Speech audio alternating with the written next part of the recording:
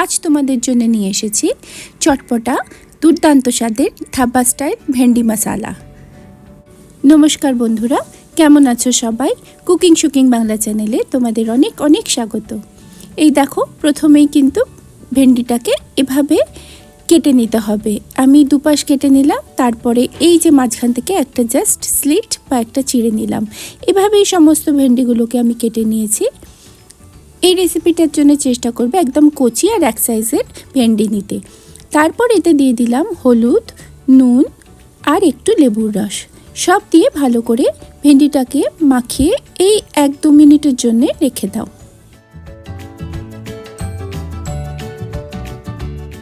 তখন চলো একটা মশলা বানিয়ে নিই। এর জন্য একটা বড় সাইজের টমেটোকে এরকম কেটে নাও। তার সাথে দিয়ে দাও 1 টুকরো আদা আর নিজের পছন্দ মতন স্বাদ অনুযায়ী কাঁচা লঙ্কা। এইটাকে একটা মিহি পেস্ট করে নাও মিক্সার গ্রাইন্ডারে। আর একটা মশলা চলো বানিয়ে নিই। সেই জন্য একটা বাটিতে নিয়ে নাও 1 টেবিল চামচ রোস্টেড বেসন।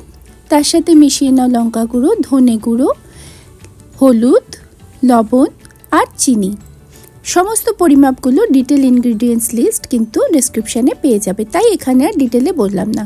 সামান্য একটু জল দিয়ে ভালো করে মশলাটাকে গুলে নাও।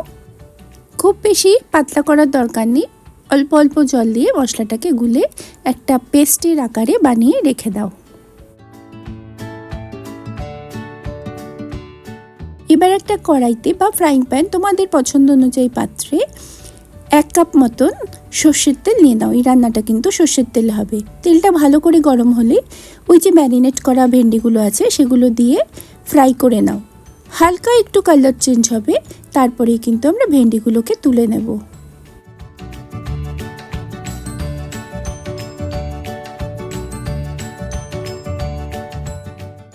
মিনিট 3 গ্যাসের ফ্লেমটা হাইতে রেখে ভাজার পর ভেন্ডিগুলোকে তেলটা ঝরিয়ে নিয়ে একটা পাত্রে তুলে রেখে দাও।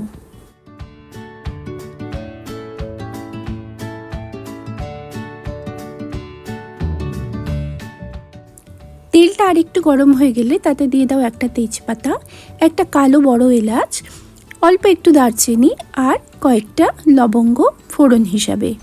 ফোড়ন থেকে খুব সুন্দর গন্ধ বেরোবে যখন, তখন দিয়ে দাও 1 চা চামচ জিরে আর 1 কাপ মতন খুব বারিক, খুব মিহি করে কুচানো পেঁয়াজ। সব কিছু খুব ভালো করে ফ্রাই করে নিতে হবে। এই প্রসেসটায় মিনিট খানেক সময় লাগবে। তারপর দিয়ে দাও ওই যে জলে গুলে রাখা মশলার গোলাটা।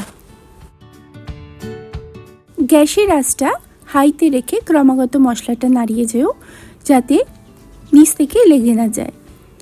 মিনিট খানেক ভাজা হলেই দেখবে এইভাবে তেল ছেড়ে দিয়েছে। তখন দিয়ে দাও টমেটো পেস্টটা। এই রেসিপিটা যদি বানাও তখন দেখবে অত্যন্ত সহজ কিন্তু দুর্দান্ত স্বাদের। একবার যাকে খাওয়াবে সে তোমার কিন্তু প্রশংসা করবেই করবে। রুটি বা পরোটার সাথে এই রেসিপিটা সব থেকে ভালো লাগে খেতে। আমার ব্যক্তিগত চয়েস রুটির সাথে সব থেকে ভালো যায়। টমেটো পেস্টটা খুব ভালো করে কষানো হয়ে গেছে, একদম কাঁচা গন্ধ চলে গেলে দিয়ে দাও 3/4 কাপ টক দই।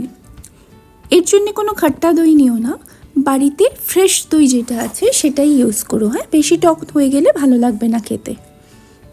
টক দইটা দেওয়ার আগে কিন্তু ভালো করে বিট করে নিও, নয়তো তেলে দেওয়ার সাথে সাথে ওটা দানা পাকিয়ে যায়। যাই হোক, ভালো করে কষানো হয়ে গেছে, দেখতেই পাচ্ছ তেল ছেড়ে দিয়েছে। সেই সময় দিয়ে দেব এই যে ভেজে রাখা ভেন্ডিগুলো। ভালো করে সব মশলার সাথে ভেন্ডিগুলো মিশিয়ে দাও। এই সময় গ্যাসের আঁচটা কিন্তু হাইতেই থাকবে। অপেক্ষা করো একটা বয়েল আসা অবধি। তারপর গ্যাসটাকে মিডিয়াম করে ঢাকা দিয়ে মিনিট খানেক অপেক্ষা করো। ভেন্ডিগুলো যেহেতু আগে থেকে ফ্রাই করা ছিল সেই জন্যে সিদ্ধ হয়েই রয়েছে। মিনিট খানেকের মধ্যে দেখবে একটা দারুণ টেক্সচার চলে রয়েছে। কি লাগছে তো একদম ধাবা স্টাইল ভেন্ডি মশালা। কেমন লাগলো বন্ধুরা আজকের এই রেসিপি? ভালো লাগলে প্লিজ লাইক, কমেন্ট আর শেয়ার করো।